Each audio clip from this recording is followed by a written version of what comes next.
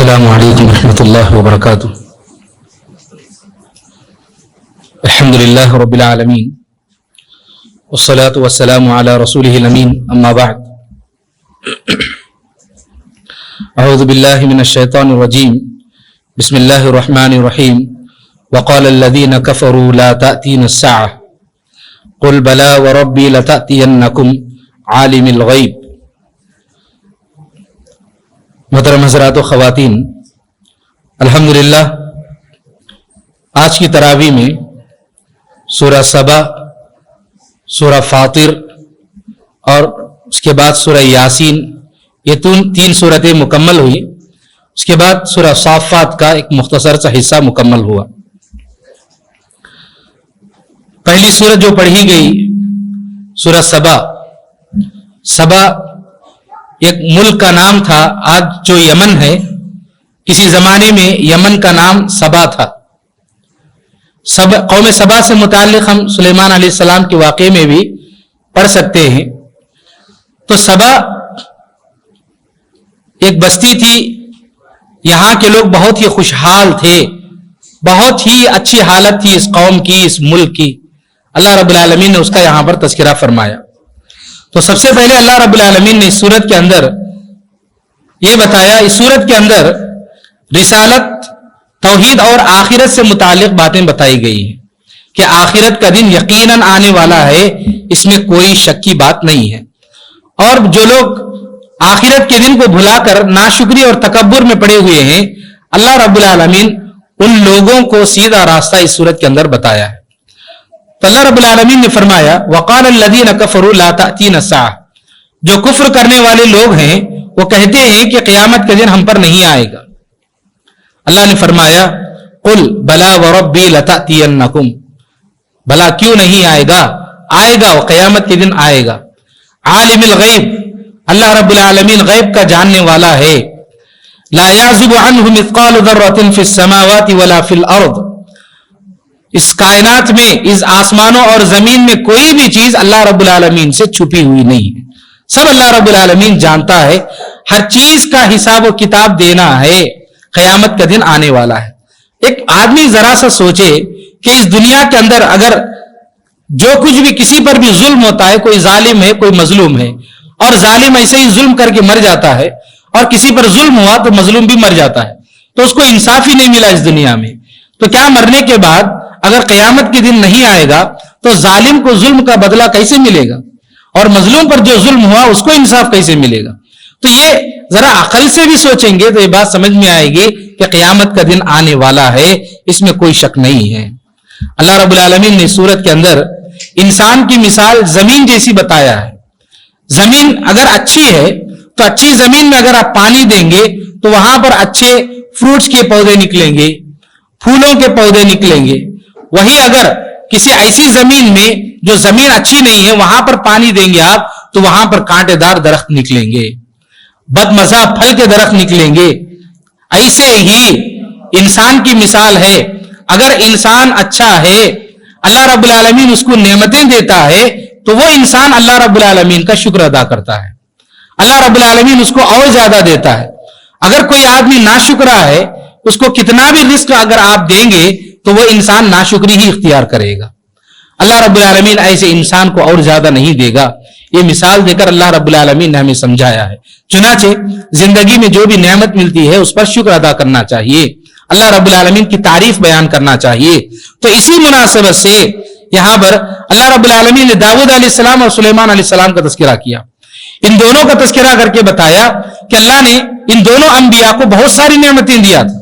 داؤد علیہ السلام جب زبور کو پڑھا کرتے تھے تو داؤد علیہ السلام کے ساتھ اتنی پیاری آواز تھی ان کی کہ جب وہ پڑھنا شروع کرتے تو ان کے ساتھ ساتھ پرندے بھی پڑھا کرتے تھے، پرندے بھی گنگناتے تھے، اور جو پہاڑ وغیرہ تھے وہ بھی آپ کے ساتھ پڑھتے تھے. اللہ رب العالمین نے ان کو بولی دیا تھا تو داؤد علیہ السلام کے ساتھ وہ بھی پڑھتے تھے. وہ ایک قسم کی نعمت تھی. تو داؤد علیہ السلام اس کا اللہ رب العالمین کا شکر ادا کرتے تھے. اور اسی طرح اللہ رب العالمین نے بتایا کہ داؤد علیہ السلام کے لیے اللہ رب العالمین نے لوہے کو نرم بنایا تھا. جیسے ہمارے لیے کلے ہے، جس طرح آسانی سے ہم کلے کو موڑ کر کے کوئی بھی چیز بنا لے سکتے ہیں. داؤد علیہ السلام لوہے کو موڑ کر کے کوئی بھی چیز بنا لے سکتے تھے. اللہ رب العالمین نے ان کے لیے لوہے کو نرم بنایا تھا. بادشاہ تھے داؤد علیہ السلام, نبی تھے, بادشاہ تھے, لیکن اس کے باوجود بھی وہ لوہے کی زرہیں وغیرہ بنا کر اس سے پیسہ کما کر کے کھاتے تھے. بادشاہ ہوں اس لیے جو ہے بہت بڑے پیمانے پر لوگوں کی خیانت ایسا نہیں کرتے تھے, بلکہ لوہے کا کام کرتے تھے, لوہے کی چیزیں بنا کر فروخت کرتے اور اس سے کھاتے تھے. تو اس سے معلوم یہ ہوا, ایک بات یہ معلوم ہوتی ہے کہ کوئی بھی کام چھوٹا اور بڑا نہیں ہوتا ہے. انبیاء کرام جو ہے بہت ساری صنعتیں کیا کرتے تھے, بہت سارے کام کرتے تھے. انسان کو ہنر سیکھنے کی ضرورت ہے, یہ بات ہمیں یہاں پر بتائی گئی. کوئی نبی لکڑی کا کام کرتے تھے, کوئی نبی لوہے کا کام کرتے تھے. تو کام اور ہنر کے اعتبار سے بس آدمی یہ دیکھے کہ یہ حلال ہے تو حلال روزی اختیار کرے, کسی حرام کام میں مت جائے. یہ ہمیں شریعت تعلیم دیتی ہے. اور اس کے ساتھ ساتھ سلیمان علیہ السلام کا بھی تذکرہ ہوا کہ سلیمان علیہ السلام کو اللہ رب العالمین نے بہت ساری نعمتیں دی تھی. ہوا کو ان کے تابع بنا دیا تھا کہ ہوا جہاں چاہتے آپ کو لے کر چلے جاتی. مہینوں کا سفر سلیمان علیہ السلام بس ایسے ہی تھوڑی دیر میں ہوا آپ کو لے کر کے چلی جاتی. یہ اللہ کی ایک نعمت تھی.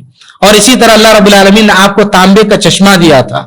تو غرض یہ کہ اللہ رب العالمین نے ان نیک لوگوں کا تذکرہ کر کے بتایا کہ اللہ نے ان کو نعمتیں دی تو یہ لوگ اللہ کا شکر ادا کرتے تھے.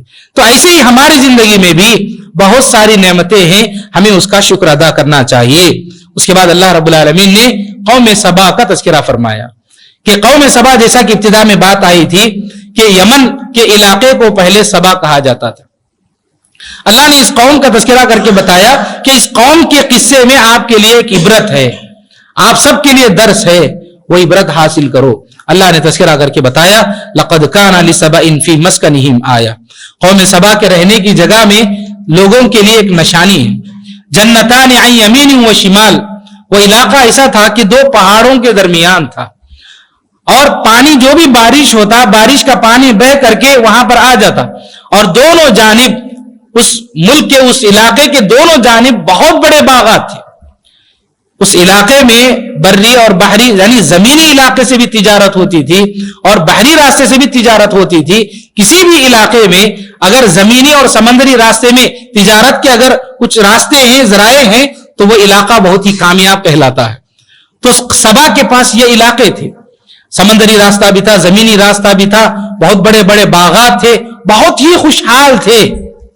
کلوا من رزق ربکم واشکروا لہ, اللہ رب العالمین نے کہا تھا ان سے کہ آپ اپنے رب کا رزق کھائیے اور اس کا شکر ادا کیجیے.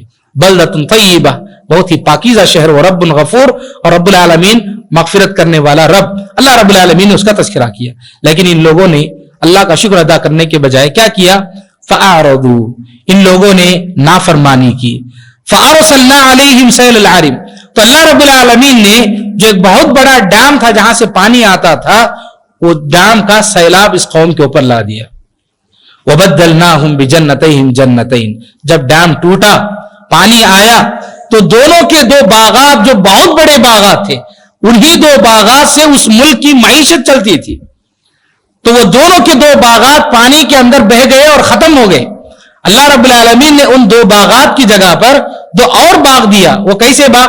پہلے بہترین پھل آتے تھے, لیکن بعد میں جو باغ آئے اللہ رب العالمین کے عذاب سے, ان باغات میں بہت سارے درخت ایسے تھے جس کے اندر کانٹے تھے, بدمزہ پھل تھے. اللہ رب العالمین نے ایسے پھل دے کر, ایسے باغات دے کر ان کو اللہ رب العالمین نے عذاب سے دوچار کیا.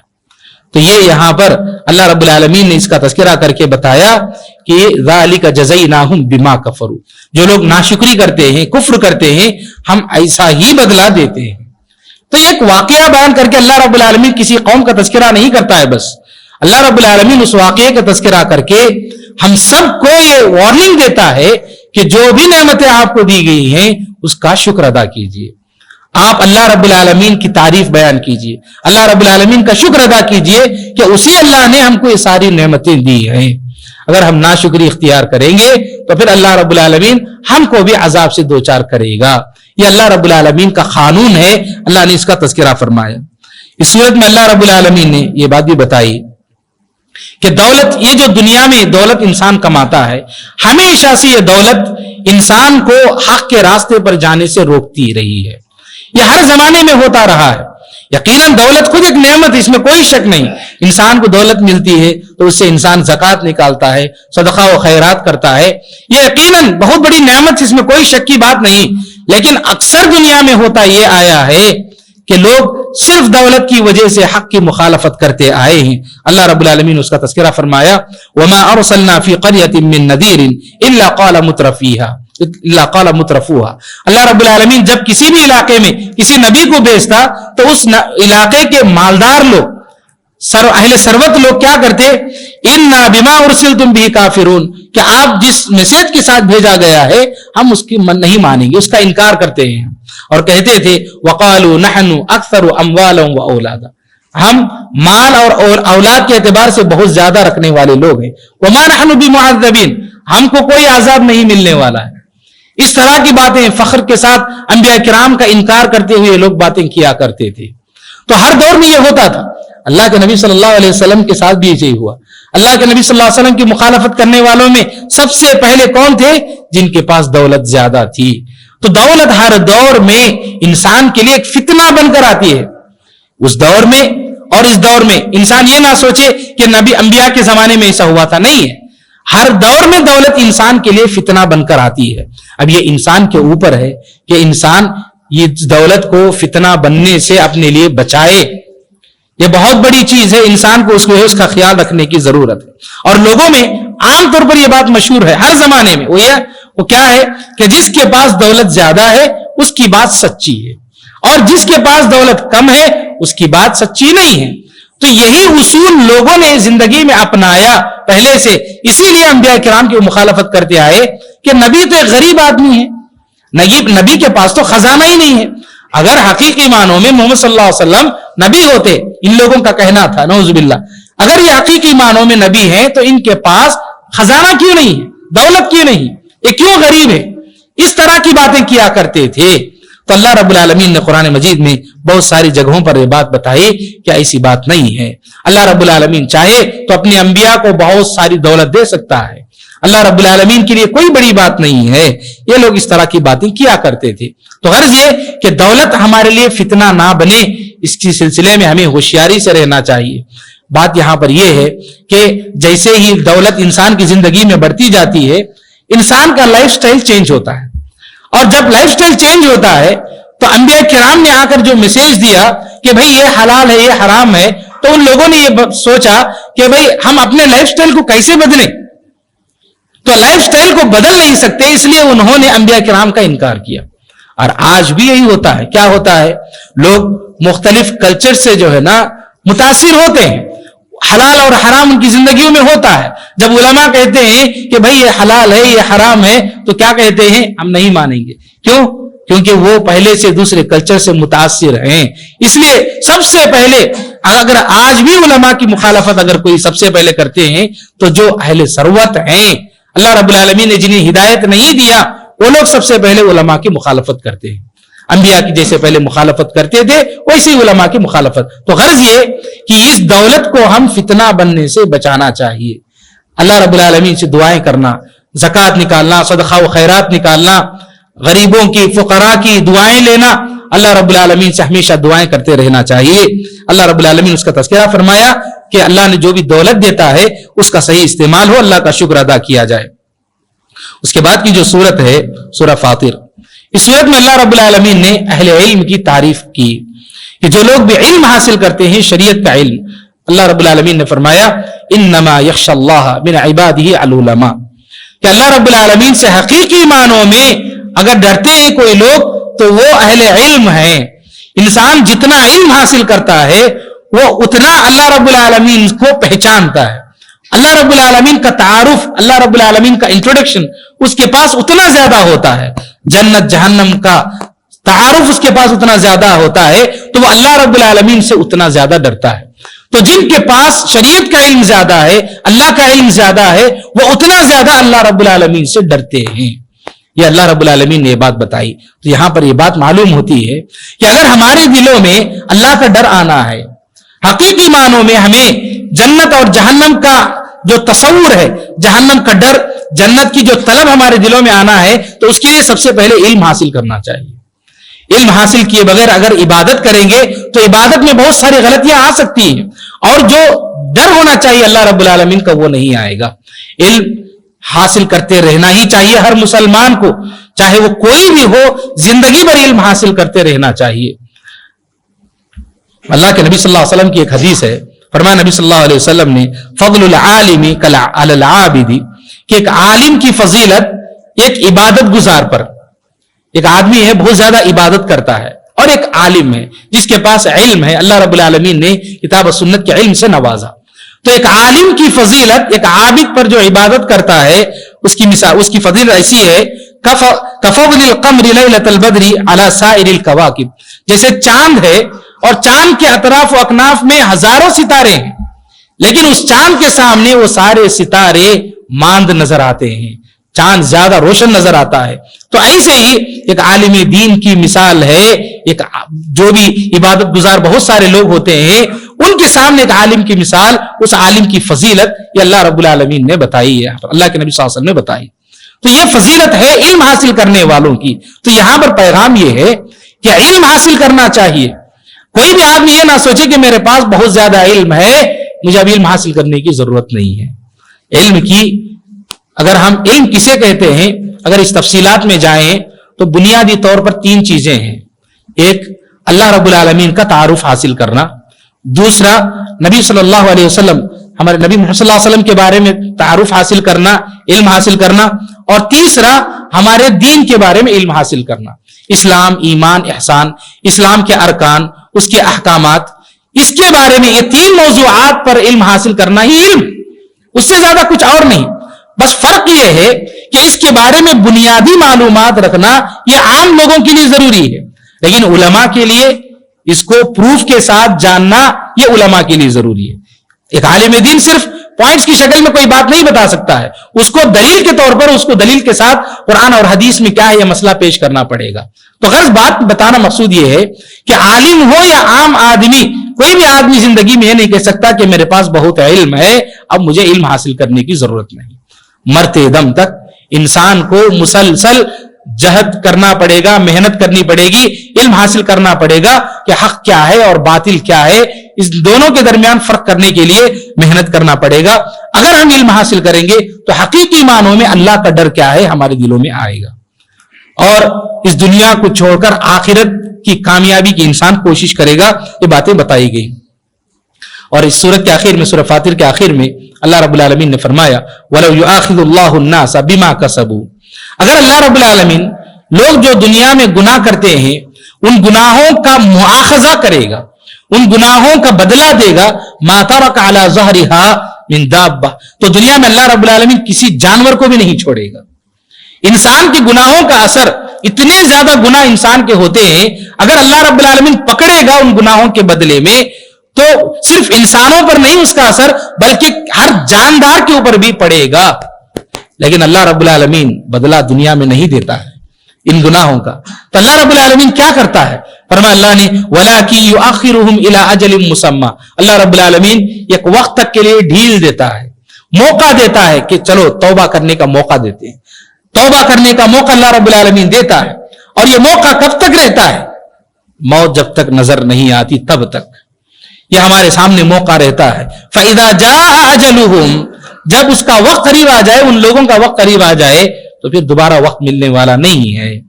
چنانچہ اللہ رب العالمین کی یہ رحمت ہے ہمارے اوپر, وہ یہ کہ ہم بہت سارے گناہ روزانہ کرتے ہیں. اگر اللہ رب العالمین چاہتا تو اسی دن ہم کو اس کا بدلہ دے سکتا تھا. دنیا کے اندر ہی اللہ رب العالمین ہم کو اس گناہ کی سزا دے سکتا تھا. اللہ رب العالمین کی اس پر قادر ہے, لیکن اللہ رب العالمین موقع دیتا ہے کہ گناہ اس نے کیا ہے اس کو موقع دے دیا جائے تاکہ وہ توبہ کرے. تو ہمارے پاس ابھی بھی موقع ہے, کیونکہ ابھی موت نہیں آئی ہے. قیامت تک کا انتظار آدمی نہ کرے, اس کی قیامت موت سے شروع ہوتی ہے, تو موت ابھی آئے گی, کبھی بھی آ سکتی ہے, کسی بھی سیکنڈ آ سکتی ہے. ایک آدمی, اللہ کے نبی صلی اللہ علیہ وسلم نے جیسے بتایا, کوئی آدمی اگر صبح کرتا ہے تو شام تک کا انتظار نہ کرے. اگر کوئی آدمی ابھی شام کیا تو کل صبح کیا ضروری ہے کہ ہم کل صبح جو فجر کی نماز کے لیے اٹھیں گے, ہو سکتا ہے ہماری جنازے کی نماز پڑھی جائے گی. تو تو اس لیے انسان انتظار نہ کرے بلکہ اللہ رب العالمین سے توبہ کرتا رہے, معافی مانگتا رہے, مغفرت طلب کرتا رہے. یہ اللہ رب العالمین نے یہاں پر ہمیں تعلیم دی ہے.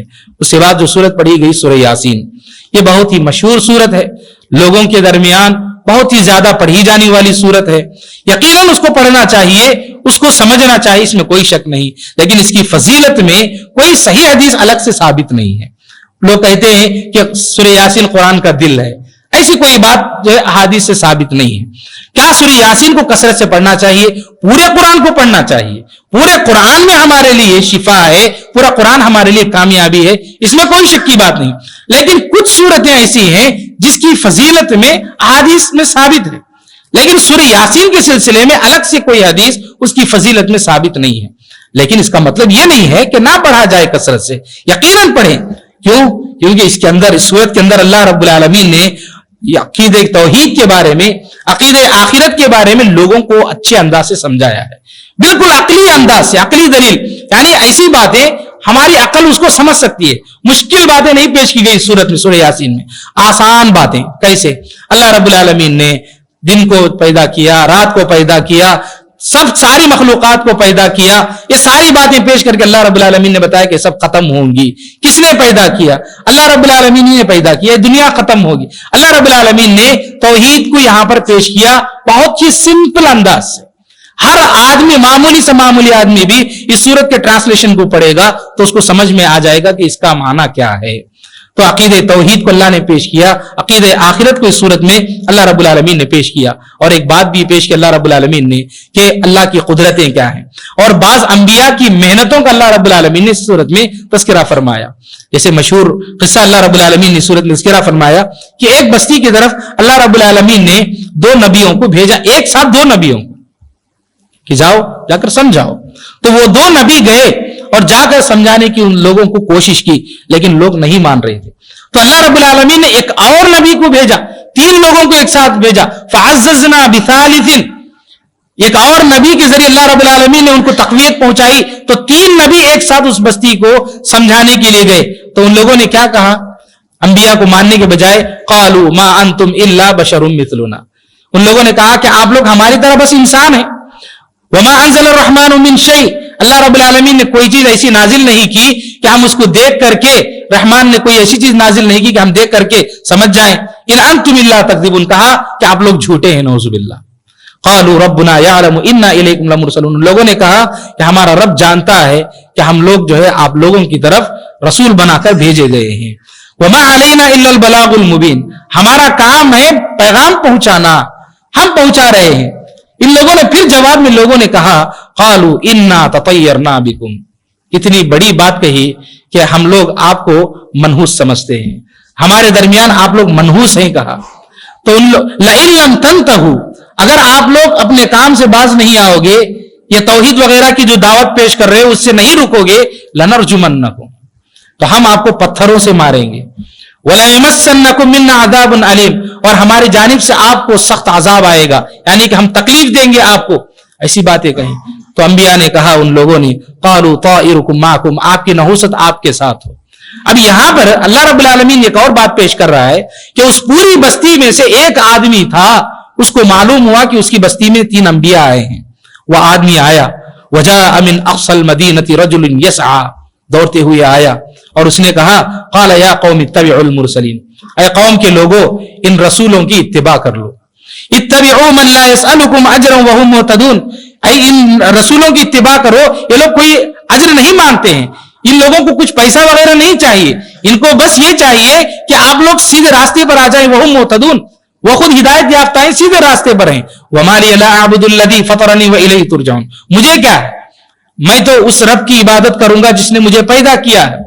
اس آدمی نے کہا اتخذ من دونه آلهة, کیا اگر میں کسی معبود کو, اللہ کے علاوہ کسی اور معبود کو اختیار کروں, یرد الرحمن بضر لا تغنی عنی شفاعتهم شیئا, تو یہ معبود جو جھوٹے معبود ہیں یہ میرا کچھ بھی کام نہیں پہنچائیں گے, کچھ بھی فائدہ نہیں پہنچائیں گے اگر اللہ مجھے کچھ تکلیف پہنچانا چاہے. لیکن ہوا کیا, اس آدمی نے سب کے سامنے ایمان قبول کیا, لوگوں کو توحید کی دعوت دی, تو لوگوں نے قبول کرنے کے بجائے اس آدمی کو قتل کر دیا. وہ آدمی شہید ہو گئے. تو اللہ رب العالمین نے اس آدمی کو جنت دے دیا اور یہ کہا اللہ رب العالمین نے قیل ادخل الجنہ، جاؤ جنت میں داخل ہو جاؤ. اور جب وہ آدمی کو اس آدمی کو خوشخبری دی گئی تب بھی اس کے دل میں یہ خواہش تھی، قوم کے بارے میں تڑپ تھی. قال یا لیت قومی یعلمون، اے کاش کہ میری قوم کے لوگ اس بات کو سمجھتے جان لیتے. بما غفر لی ربی، کہ میرے رب نے مجھے معاف کر دیا ہے. وجعلنی من المکرمین، اور مجھے معزز لوگوں میں مجھے شامل کر دیا ہے. تو یہ تڑپ تھی اس آدمی کے اندر.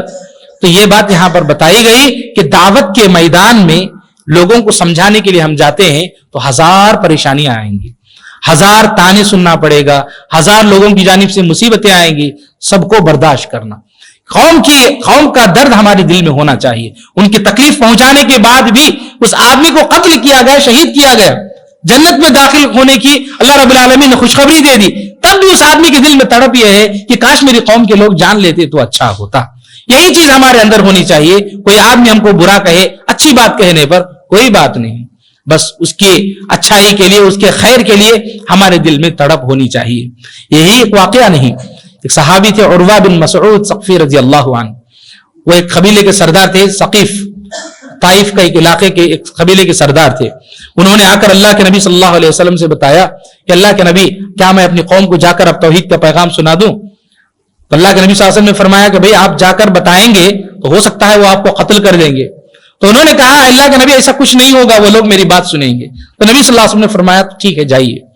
گئے عروہ بن مسعود ثقفی رضی اللہ عنہ اپنے گھر کے چھت پہ چڑھ گئے، اذان دیے، اذان دے کر کے سارے لوگوں سے کہا کہ لوگوں توحید کو قبول کرو، اس ایک اللہ کو اپنا رب تسلیم کر لو. تو لوگوں نے ماننے کے بجائے تیروں سے مار دیا، تیر لگ کر کے وہ زخمی ہو گئے اور شہید ہو گئے. جب اللہ کے نبی صلی اللہ علیہ وسلم کی یہ بات معلوم ہوئی تو کہا کہ عروہ اسی آدمی کی طرح ہے جیسے سورہ یاسین میں اس آدمی کا تذکرہ ہوا، مومن آدمی کا، کہ وہ مومن آدمی جیسے اس نے توحید کی بات پہنچائی، لوگوں کو اللہ کی سیدھے راستے کی طرف دعوت دی، تو لوگوں نے جیسے قتل کیا، شہید کیا، ویسے ہی عروہ ہیں، ان کو بھی لوگوں نے توحید کے پیغام پہنچانے پر شہید کر دیا. تو غرض یہ کہ یہ پہلے سے چلے آ رہا ہے، دنیا کا یہ سسٹم ہے، اصول ہے کہ اگر آپ صحیح بات لوگوں کے سامنے پیش کریں گے، توحید کی بات، اچھی بات، تو کچھ لوگ قبول کریں گے، کچھ لوگ انکار کریں گے. بدلے میں بہت ساری پریشانیوں کا سامنا کرنا پڑے گا. اللہ رب العالمین اس کا بدلہ دنیا میں بہترین دے گا اور آخرت میں بھی بہترین دے گا. رب العالمین سے دعا ہے کہ اللہ تعالی ہم سب کو ان باتوں پر عمل کرنے کی توفیق نصیب فرمائے. رب العالمین جب تک ہمیں دنیا میں زندگی دے، اللہ کتاب و سنت کے مطابق زندگی گزارنے کی توفیق نصیب فرما. اللہ ان راتوں میں ہمیں کثرت سے عبادت کرنے کی توفیق نصیب فرما. اللہ ہماری ان آباد کو شرف قبولیت سے نواز دے. رب العالمین جب ہماری موت آئے خاتمہ بالخیر نصیب فرما. آمین واخر دعوانا الحمدللہ رب العالمین. ربنا تقبل منا انک انت السمیع العلیم وتب علینا انک انت التواب الرحیم برحمتک یا ارحم الراحمین والحمد للہ رب العالمین.